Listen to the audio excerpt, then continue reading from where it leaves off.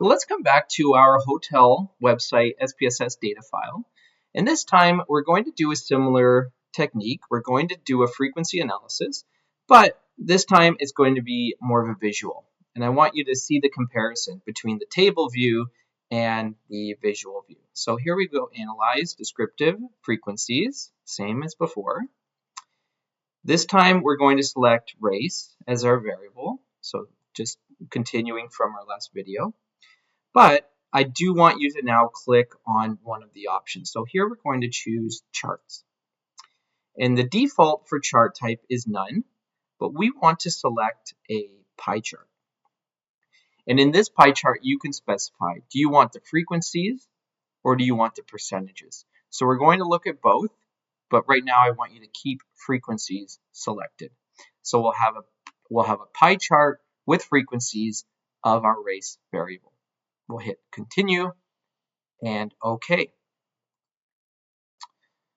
So here we have our frequency analysis. So you can see here that there were 15 white, 2 Asian, 4 Hispanic Latino, and 33 Black African American, and 2 American Indian, accumulating to 100%. Admittedly, in this size, it's still fairly easy to see where the biggest, smallest, and sort of mid groups are. But now compare it to a pie chart. So a pie chart, right away, you can tell that more than half of all the respondents were Black or African American. So that is a very visually appealing way of demonstrating or presenting your research in a way that is more valuable from a visual standing.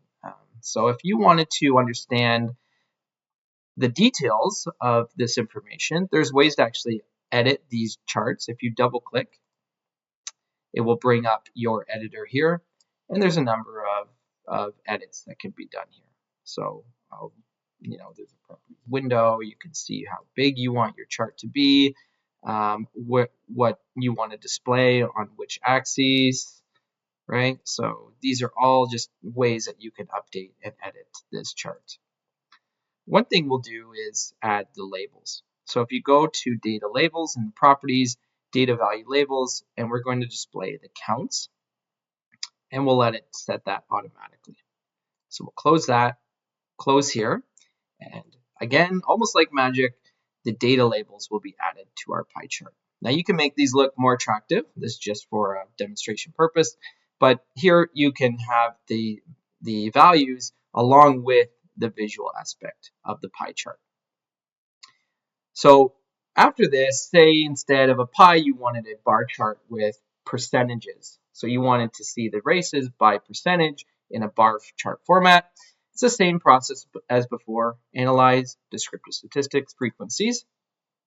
This time we'll go back into charts. We'll choose bar charts and percentages. And we'll hit continue.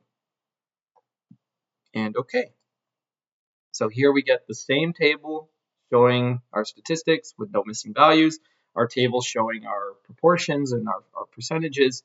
And here we have a nice bar chart, again, making it very clear that Black and African American was the largest proportion of respondents in our survey, followed by white, then Hispanic, Latino, and a near draw between Asian and American Indian. And so because these are done by percentage, if you were to add up the percentages in each bar, they would total 100%. So this was an example of using charting and visualizing frequencies in SPSS.